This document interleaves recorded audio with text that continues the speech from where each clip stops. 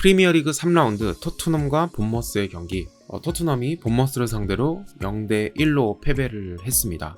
직전 경기에서 토트넘은 맨시티를 굉장히 효과적으로 공략을 하고 승리를 챙겨왔던 만큼 이번 경기에서는 홈에서 치르는 토트넘의 경기이기 때문에 본머스를 상대로 무난하게 승리를 가져오지 않을까라는 예측이 많았었는데요. 토트넘은 이전 맨시티 경기와 마찬가지로 대인 수비를 통한 압박을 진행을 했었는데요. 지난 맨시티 경기에서 높은 위치에서 압박을 통해 상대 선수들의 공격을 효과적으로 차단을 하고 역습을 전개하는 패턴을 통해서 맨시티를 공략을 했었는데요. 그러나 이번 경기에서 이라올라 감독은 토트넘에 대한 전술적인 분석이 제대로 준비가 되어 있었던 모습이었습니다. 토트넘이 대인 수비 압박을 펼친다는 것을 알고 약점을 공략한 듯한 모습을 볼 수가 있었어요.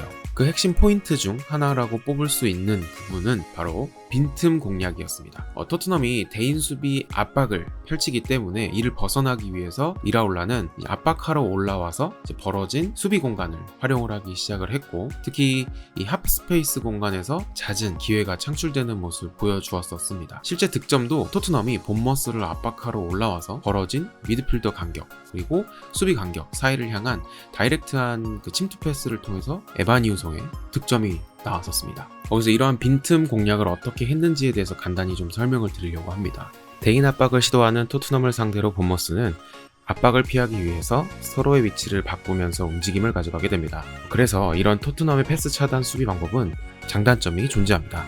장점의 경우는 우리 선수들이 어떤 선수를 압박해야 되는지 지시가 명확하기 때문에 해당 선수를 놓치지만 않는다면 상대 선수의 플레이를 적극적으로 방해할 수 있는 좋은 압박 수단이 되기도 합니다. 반면에 선수들은 어쨌든 포지션이라는 것이 있기 때문에 만약에 내가 맡은 선수가 원래 포지션이 아닌 다른 지역으로 이동을 할 경우 남아있는 선수가 이 선수를 따라가야 할지 아니면 이 선수의 빈 공간을 활용하기 위해서 올라오는 상대 수비수를 맡아야 할지 선택에 놓이게 되고, 또 마찬가지로 올라온 선수를 맡지 않고 이 선수를 따라가게 된다면 또 앞쪽에서 생기는 빈 공간을 또 다른 선수가 커버를 해줘야 하기 때문에 이러한 빈 공간을 1대1 대인 압박의 애매한 상황을 만들어서 수비수와 미드필더 사이에 빈틈을 공략을 했다. 대표적인 장면으로는 이 장면을 꼽을 수 있을 것 같습니다. 지금 보시면 본머스의 공격수들이 앞쪽에 이렇게 배치된 상황에서 토트넘의 수비수들이 각각 본머스의 공격수들을 1대1 압박을 통해서 견제를 하고 있습니다. 근데 이때 본머스의 수비수인 세네시 선수가 앞쪽에 넓은 공간이 발생하게 되고,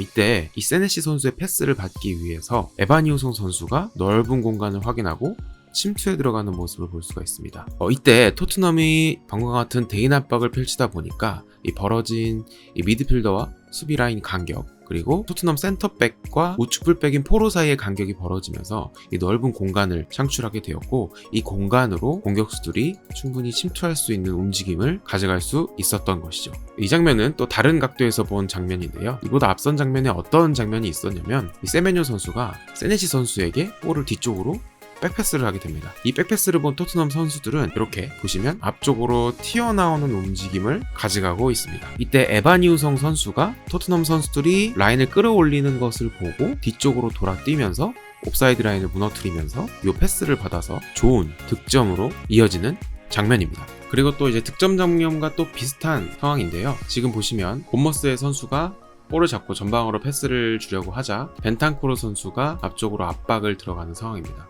이때 테버니어 선수가 또 마찬가지로 포로 선수와 이 로메로 선수 사이에 벌어진 빈 공간으로 침투를 하는 모습을 보실 수가 있습니다. 이 장면에서도 마찬가지로 토트넘은 상대를 1대1로 압박을 가하고 있는 상황이었기 때문에 순간적으로 사르 선수가 테버니어 선수를 놓치게 되면서 에바니우송을 맡아야 되는 로메로 선수가 동시에 테버니어도 견제를 해야 되는 상황이 발생을 합니다. 그래서 다음 장면을 한번 보시면 대인 수비를 진행을 했다가 다급하게 이제 포로 선수도 뛰어들어가는 테버니어 선수를 커버하기 위해 달려들어오고, 또 로메로 선수는 뒤쪽에 있었던 이 에바니우송 선수를 의식을 해서 커버하기에 뛰어들어가지 못하고 있는 모습, 그리고 사르 선수도 뒤늦게 본인의 마크맨이었던 테버니어 선수를 뒤늦게 쫓아 들어가는 모습을 볼 수가 있었습니다.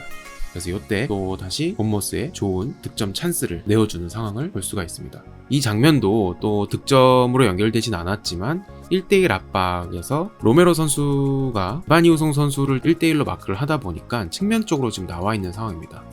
그래서 중앙 공간을 페드로 포로 선수가 커버를 하고 있죠. 그때 이런 상황에서 반더벤 선수는 앞쪽에 있는 세메뇨 선수를 맡고 있고, 뒤쪽에 브룩스 선수가 올라와 있는 토트넘 수비 라인 뒷공간에 엄청난 공간이 발생한 것을 보고 침투를 하고 있는 상황입니다. 이때 스펜스 선수는 이 브룩스 선수보다 뒤늦게 쫓아오고 있는 상황을 볼 수가 있는데요. 이 다음 장면을 한번 보시면 지금처럼 토트넘의 측면 수비수가 높게 올라와서 에반 이우송에게 패스를 건네준 뒤 오버래핑을 나가고 있습니다. 근데 이런 상황에서 아까 에반 이우송을 맡았던 로메로 선수가 다시 중앙으로 들어가려고 하고 있는 상황이고, 또 페드로 포로 선수는 본인이 측면 수비수다 보니까 측면 수비에 마크맨이 있던 요 선수를 맡으려고 스위칭, 교차가 되는 장면입니다. 이런 상황에서 발생한 것이 앞쪽에서 먼저 스프린트를 뛰었던 브룩스 선수가 반더벤 앞까지 침투를 하게 되면서 이 앞쪽에 엄청난 넓은 침투 패스 공간이 생기게 되고, 이 공간으로 에반 이우송이 침투 패스, 그래서 브룩스 선수가 이 공을 잡아가지고 토트넘에게 아주 위협적인 공격 기회를 얻게 되는 장면을 볼 수가 있습니다. 이렇게 이라올라 감독은 1대1 대인 수비의 빈틈을 선수들의 스위칭 플레이나 이런 움직임을 통해서, 본인의 포지션을 벗어나는 움직임을 통해서 토트넘 수비수들의 1대1 수비 약속에 교란을 주면서 벌어진 빈틈들을 확실하게 공략하는 모습을 볼 수가 있었습니다. 이처럼 본머스는 토트넘의 대인 수비 압박을 확실하게 이용을 하면서 토트넘을 지속적으로 괴롭혔었는데요. 본머스의 공격수를 압박하러 나온 중앙 수비수들의 이런 사이로 세메뇨나 테버니어 같은 선수들이 공격적으로 계속 침투를 하면서 뒷공간을 노리고 찬스를 만들었고, 또 수비 간격을 계속 벌리면서, 이 장면을 보시게 되면 현재 지금 스펜스가 앞쪽에 브룩 선수를 마크하고 있고 본머스의 측면 수비수가 오버래핑을 돌고 있는 상황입니다. 이 상황에서 이제 존슨 선수 내려와서 수비를 도와주고 있는 상황이죠. 이제 앞쪽에 테버니어 선수가 침투해서 들어가고 있고, 토트넘 수비수들과 이 미드필더 라인의 간격이 이렇게 벌어지면서 이 공간으로 본머스 선수의 침투가 이루어지고 있는 상황인데요. 뒤쪽에 세메뇨 선수까지 침투를 하게 되면서 순간적으로 토트넘의 수비수들이 그대로 본머스 공격진 4명에게 노출이 되고 있는 상황입니다. 그래서 이 다음 장면을 보시면 브룩스 선수의 크로스를 앞쪽으로 침투를 하던 세메뇨 선수가 크로스를 받아서 헤더로 또 마무리하는 장면을 볼 수가 있었습니다. 이렇게 토트넘의 미드필더와 수비 라인에 벌어진 틈을 이용을 해서 토트넘을 지속적으로 괴롭혔던 본머스였습니다. 그리고 또 본머스가 이용했던 장면은, 토트넘의 중원은 사르, 벤탄쿠르, 팔리냐 세 선수가 구성을 했었는데요. 이 선수들의 약점은 연계가 부족하다, 그리고 창의적인 패스가 부족하다라는 점이 있죠. 투박한 팔리냐와 사르를 공략을 해서 토트넘의 빌드업과 탈압박을 방해하고 전방으로의 볼 배급을 못하도록 막은 본머스인데요. 이렇게 중원을 거치지 못하고 롱볼을 통해서 전개를 하면서 전방에 있는 히샬리송에게 연결을 했지만, 이 히샬리송도 경합에서 본머스 수비에 밀리게 되면서 히샬리송이 앞에서 버텨주고 침투에 들어가는 브레넌 존슨이나 후드스 선수의 이런 그 전진성을 이용한 공격 작업이 원활하지 못하게 되면서 본머스에게 경기 스탯적으로도 매우 압도당한 경기였습니다. 스탯도 보시면 본머스에 비해서 토트넘은 점유율은 높았으나 실제 기대 득점 값은 본머스가 훨씬 더 높았고요. 토트넘의 반면에 기대 득점 값은 굉장히 처참한 모습을 볼 수가 있었고, 빅찬스에서도 본머스가 3번, 그리고 슈팅 수도 20대 5로 압도적으로 밀리는 모습을 볼 수가 있습니다. 그리고 현재 보시게 되면 토트넘의 패스가 주로 본인들의 후방에서 많이 이루어졌고, 그만큼 본머스의 상대 진영에서 패스가 많이 이루어지지 못한 모습을 볼 수가 있습니다. 반면에 또 본머스는 본인들의 지형보다 상대의 진영에서 많은 패스웍을 가져가면서 효율적으로 공격을 이어나갔다라고 볼 수 있겠습니다. 그래서 이렇게 토트넘이 전체적인 경기 스탯 양산에서도 본머스에게 밀리게 되면서 전방에 있던 히샬리송에게 롱볼로 전달해줬던 다이렉트한 전술이 제대로 발휘하지 못했고, 히샬리송이 등지고 연계해주는 과정을 잘 알고 있던 본머스의 중앙 수비수들은 히샬리송에게 가는 볼을 미리 차단하거나 히샬리송이 돌아서지 못하도록 파울로 끊거나 패스 공급을 막았습니다. 그래서 대표적으로 이 장면을 보시면 토트넘의 반더벤이, 보이진 않지만 반더벤이 앞쪽으로 히샬리송에게 공을 전달을 해주고 있습니다. 이때 상대 수비수인 디아키테 선수와 경합을 펼치면서 히샬리송이 볼을 받으려고 앞쪽으로 나오는 모습을 볼 수가 있는데요. 이 다음 장면을 보시면 히샬리송에게 경합을 이겨내고 디아키테 선수가 미리 볼을 이렇게 차단하는 모습을 볼 수가 있습니다. 그래서 이렇게 주로 히샬리송은 상대 수비수인 이 세네시 선수와 디아키테 선수에게 번번이 피지컬적인 경합이나 그라운드 경합, 공중볼 경합에서 우위를 차지하지 못하는 장면들을 주로 볼 수가 있었어요. 이날 히샬리송의 스탯을 한번 보게 되면 경합에서 경합에서 승리가 20%, 공중볼 경합이 50%, 반면에 세네지 선수는 지상 경합에서 100%, 공중볼 경합도 50%, 디아키테 선수도 공중볼 경합에서 50% 이렇게 높은 성공률을 기록을 했기 때문에 히샬리송 선수가 눈에 띄지 못했다라는 것을 알 수가 있었습니다. 그나마 이제 경합에서 성공했던 이 하나의 장면을 한번 보시게 되면 마찬가지로 뒤쪽에서 히샬리송에게 볼을 연결을 하고 디아키테 선수를 등을 지면서 히샬리송 선수가 볼을 가지고 돌아서는 장면을 보실 수가 있습니다. 이때 앞쪽에 브레넌 존슨 선수는 히샬리송의 동작을 보고 이렇게 침투에 들어가는 움직임을 펼쳐주는데요. 다음 장면을 보시면 히샬리송 선수가 돌아뛰어 들어가는 브레넌 존슨에게 연계를 해준 장면을 보실 수가 있습니다. 요 한 장면에서만 히샬리송 선수가 본머스 수비수들과의 경합에서 이겨내는 장면은 요 장면 하나를 보았는데요. 아쉽게도 브레넌 존슨 선수가 옵사이드에 걸리게 되면서 해당 기회는 부산이 되었지만 토트넘이 전반적으로 이런 공격 기회가 많지 않았다.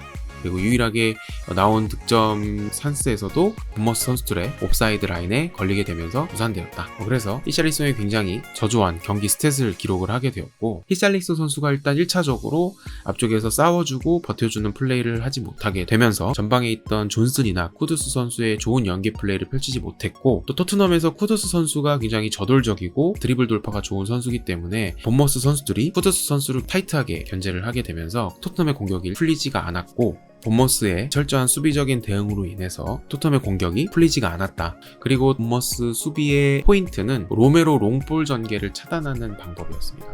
이 토트넘에서 롱볼을 통해서 앞쪽으로 볼을 뿌려주는 플레이를 잘하는 로메로 선수를 압박을 하기 위해서 본머스의 공격수들이 전방 압박을 시도를 했는데요. 특히 테버니어하고 에바니우송이 투톱처럼 토트넘의 수비수들을 압박을 진행을 했는데 에바니우송은 특히 비카리오가 볼 소유 시 로메로를 등을 지면서 패스키를 차단하면서 비카리오를 압박을 했고 이렇게 압박으로 가로막힌 로메로를 통해서 후방에서 패스로 풀어주는 시도조차 어려웠다라는 것을 이번 경기에서 볼 수 있었습니다. 그 대표적인 장면으로 이 장면을 보시면 비카리오 선수가 볼을 가지고 있을 때 본머스의 공격수 2명이 비카리오를 압박하기 위해 앞쪽으로 달려가고 있습니다.